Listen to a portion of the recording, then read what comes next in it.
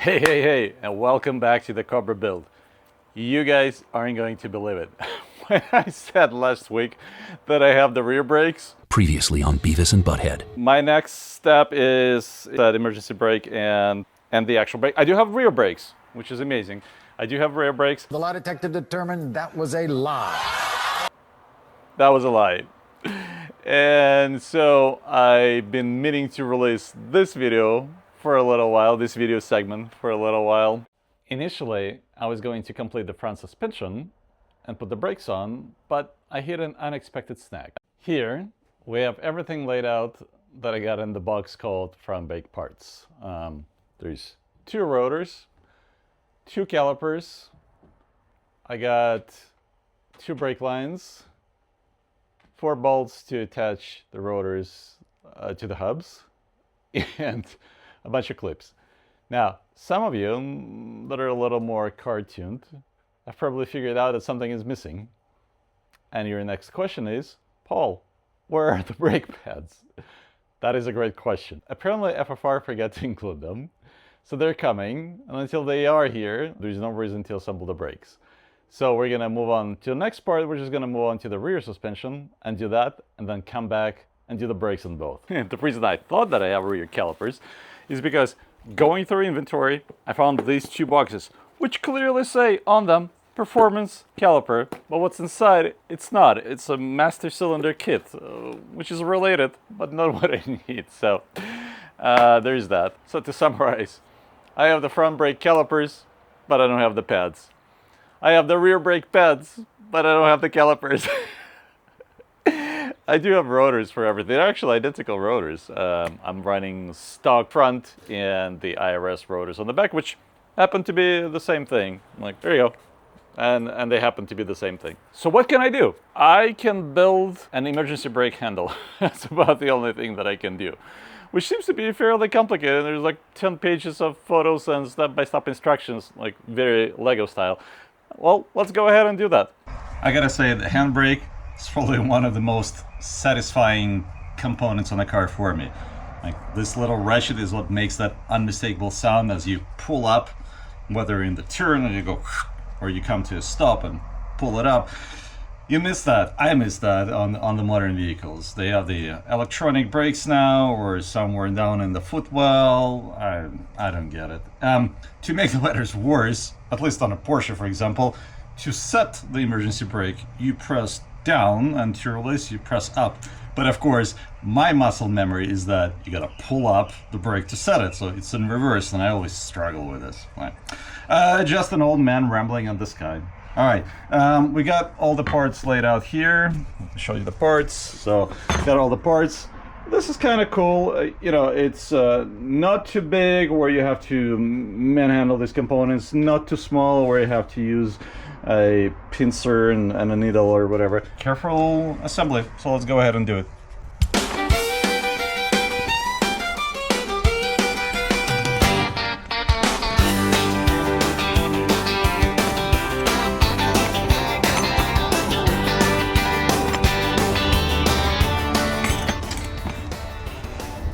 If you think that they drilled out the holes to size, they did not.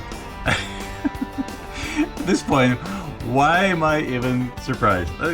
How hard is it to drill out a hole in the part that you make, that you stamp to size? But no, it doesn't fit on the carriage bolt. It's just a little undersized. So we're gonna drill it out. Get the caliper, measure out what it needs to be, and then find the right drill bit and drill it out. Okay, so they're off by 100 and some more, which isn't a big deal at all, you think, but when you talk about metal parts that are machined, that's enough for the parts not to fit. Someone asked me if what kind of caliper I got. It's really a no-name brand I got from Amazon with thousands of good reviews. I'm not a machinist. I don't care about the 10,000ths of an inch. It gets me to 100s. But it's pretty accurate and it has a 0 reset on it. That's all you really need. So that is enough to tell me that the carriage bolt and the hole are misaligned by 100 and some a little bit more by a couple thousandths. So we're just gonna fix it. I mean, fix is pretty easy. Probably the easiest is really not even a drill bit. Just take the round file and just file it out.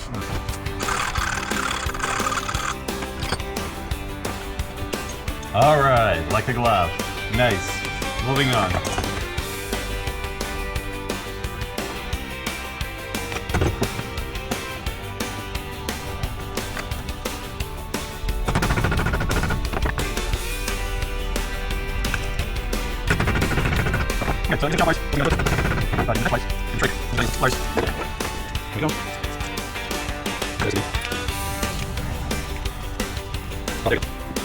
Alright, there we go. Nice. I love it. Alright, I was ready to install the Ebrake handle on the frame, but FFR packaging strikes again. The manual says just use 5/16 bolts and attach it, which is exactly what should go here, and they give you the lock nuts and everything is aligned, except the bolts that they provided are carriage bolts. Like a carriage bolt has a square at the base, so if you have square holes on the frame, they lock in, they don't move, so you just spin the nut and lock whatever assembly you're putting together. All these holes, the frame, the bracket here that mounts, they're round, they're not square, so the carriage bolt cannot be used, which means I have to go out and get a carriage bolt or two, 5/16 of the right grade. I'm not even surprised. Let's just go do it. Either I can wait for FFR to ship it or just go get it. Maybe the right state of mind to think about this whole Factory 5 and fastener situation is that fasteners are a convenience. It's like with a Ferrari. You pay for the engine, everything else is extra. Same thing here. We ship you 90% of the fasteners, 10%, oy vey, go get yourself a couple of bolts. Like, all right, that's fine. What worries me a little bit more is that they give you a grace period of only 45 days to figure out what's missing. And there's still quite a few boxes as I'm moving along and discovering these things. So, a couple of bolts here and there, a couple of washers, not an issue. Slight added cost, a little bit of inconvenience. I have to stop mid-project. Most importantly, I try not to forget. Like if I inserted the bolt and I didn't screw it on, I didn't tighten it up, I hope I come back to it later. But if there's something more important, like calipers or brake pads missing, I should probably know about it right before that grace period closes down. I heard that Factory 5 is really good in terms of customer service. I hope I'm worrying about nothing, but just something to think about. Honestly, I never thought I would end up in this situation. I am running ahead of FFR's fulfillment. I gotta do the brakes, there's no way around this. To mount the handle and run the cables, I need the e-brakes, I need the rear brakes. So I may have to pause this a little bit. Just an update for you all, I'm not disappearing. I'm not leaving. I'm not fucking leaving!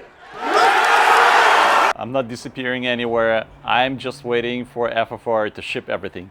As soon as it gets to me, we're gonna continue. So just stay tuned, but I'll find some content for you. I was planning to meet up with a South Florida Naples Cobra Club. Let's see if I can get them on the horn. It would be nice to meet some of the people. A couple of them have a Cobra that my wife really liked in terms of the color and fit and finish, so it would be good for me to see it. I'll take photos and videos for you guys and post them as an interim update. But really hope that the parts get here and we can just continue. I'm itching to get this thing moving. Never realized I would be moving so fast. I thought it would take me months and months. I don't want to jinx it. So comment, like, subscribe. A couple of you said, hey, you're in Silicon Valley. Yes, I am in Silicon Valley. I am in the South Bay. Just reach out either through the forum. That's probably the easiest part. We'll coordinate a meetup or something. Drop by, say hi, like and subscribe. I'll see you on the next episode as soon as the parts get here. There you go. See you then.